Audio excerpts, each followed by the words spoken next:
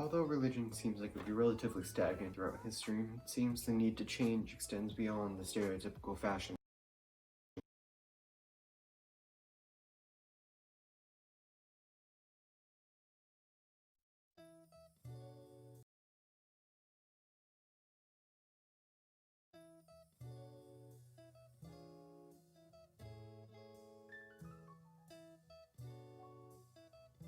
Although religion seems like it would be relatively stagnant throughout history, it seems the need to change extends beyond the stereotypical fashion statement of the teenage world.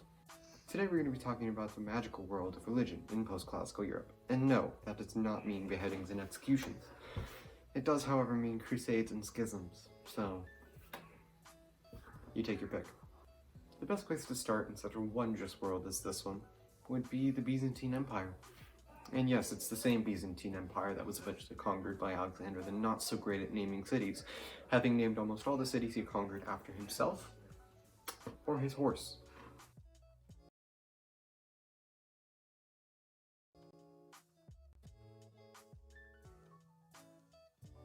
Now as we talk about Christianity in post-classical Europe, there were two main sections of that Christianity. You have the Byzantines, you have the Russians. Good old Russia. First to space, and the first ones to blow up their own country. Sorry about the side note. While these two sections of Christianity were very similar, there were a lot of differences that they had. So let's go ahead and start with the Byzantines. The Byzantines were very traditional in their religion, having their sermons in Greek, the native language of their country, and celebrating Easter as their main holiday. Good old Easter brunch. Waking up a little bit early, just to go eat mediocre breakfast food.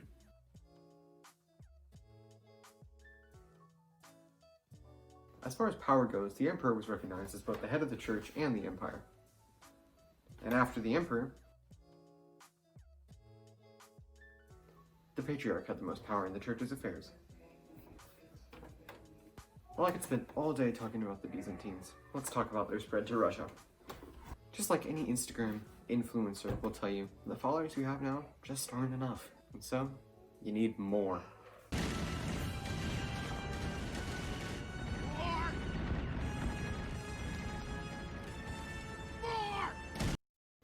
And with that motivation, the Byzantines sent two missionaries, we had Cyril and Methodicus, up to Russia to spread their religion. After baffling the Russians with their amazing Eastern Orthodoxy, they came to the realization, you need to be able to read the Bible. So, they came up with their own alphabet, and they called it the Cyrillic alphabet. And finally, the Russians could read the Bible. And thus, they were able to participate in Christianity. Russian Orthodoxy was born, not to be confused with Eastern Orthodoxy, although they are very similar, and it was made the main religion of Kieran Russia. On to the Roman Catholic Church in Western Europe. The church was created by two Frankish kings, Clovis and Charles Martel. Not only did the church hold immense amounts of power, being that they had a lot of followers and a lot of money, they were also easily the largest landholder in Europe. The religious actions of these two kings helped to cement their power in the High Middle Ages. Oh, great Clovis. He united the Frankish tribes in the early 500s. He had a beautiful wife named Clothilde. Cloth? I'm gonna call her Cloth. Her name was Cloth. He fought in the Battle of Tolbiac, Paris, and converted to Christianity. Hence why he was a founder of the Christian Church. And now, onto his partner in crime, Charles Martel. Charles Martel was a Frankish king that reigned in the early 700s. He was Charles Magny's grandfather. He was also known as Charles the Hammer, or as I like to call him, Ancient Thor. Speaking of Ancient Thor, as a reminder of Charles Martel's power, we're gonna put this here for the rest of the TED Crash. Charles and his trusty hammer defeated the Muslim forces and prevented Islam from spreading any farther into Western Europe. In contrast to Eastern Orthodox Christians, Western Europe heard their sermons in Latin, celebrated Christmas as their main holiday, and recognized the Pope as the leader of the church. Heck yeah, Pope Francis. During this time, as the medieval monarchs struggled to seize power over the land, the popes just wanted to preserve the power of the church. Some of the earlier popes, such as Gregory VII and Innocent III, used the amazing tools of excommunication and interdict to keep the monarchs under control, we'll say. In fact, the papal power was at its highest under the papacy of Innocent III. However, later in the Middle Ages, as the power of the popes declined, popes and priests began to take vows of celibacy and poverty. But many of the church officials just weren't holding up to these vows. The church had become wealthy and corrupt, and began to sell things such as church positions and certificates for salvation. The vast variety in which these popes were violating their vows only diminished the credibility of the church. Two knuckleheads, popes were especially unpopely in there. Julius II, who was also called the warrior pope, and Alexander VI, who openly supported his 4 illegitimate children. Another one of these issues that made the Catholic Church look particularly bad was that of the Avignon papacy. This was a period from 1309 to 1377, in which 2 people claimed to be the pope, one living in Rome and one living in Avignon, France. The church, eventually like a frustrated mother, said, well, if neither of you can agree on who the pope is, neither of you can be the pope, and appointed a new pope. The problem was, like stubborn children, they wouldn't go away. So at one point the church actually had 3 popes. It all eventually got resolved in the end by the church council, but it severely damaged the prestige of the church. All of this diminishing of credibility and lack of prestige in the church eventually led to divergence between the Eastern and Western Christian churches, which caused a lot of problems. Even when the 2 churches tried to work together, it seemed like they just couldn't get anything done, and thus the Great Schism was born. Although the churches differed in many areas, they didn't actually split until around 1054.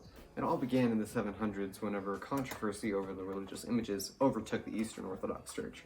While some people thought it was okay to use idols in their religious services, other people thought it was worshipping false idols or false gods. After about a 200-year time span, the Byzantine Empire finally just disapproved of all of these icons.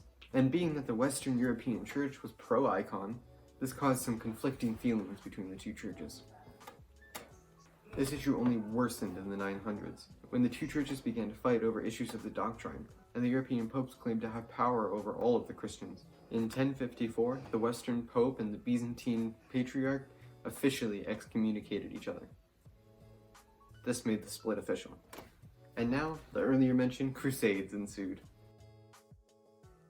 Around the 1000s, a new group of Muslim invaders, the Seljuk Turks, began to invade Europe, and like a scared little cat, the Byzantine Emperor went and asked the Pope for help. Pope Urban II, seeing this as a golden opportunity to mend the schism between the 2 sides of the churches, agreed to send some of his soldiers to fight. And like a snake with a second plan, Pope Urban II also saw that ridding the land of infidels would increase the church's moral high ground upon everybody else and moral authority. While many of the younger nobles who hadn't inherited any land saw this as a great opportunity to go and make a name for themselves on the battlefield. It also helped that Urban promised an indulgence to any man that decided to go on the crusade. Well, let's say they wouldn't be happy.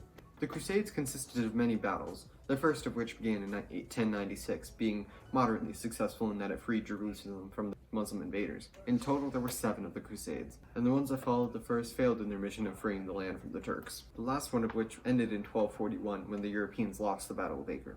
And after that, they kind of lost interest in going on crusade. In an economic sense, they did have a positive effect in Western Europe.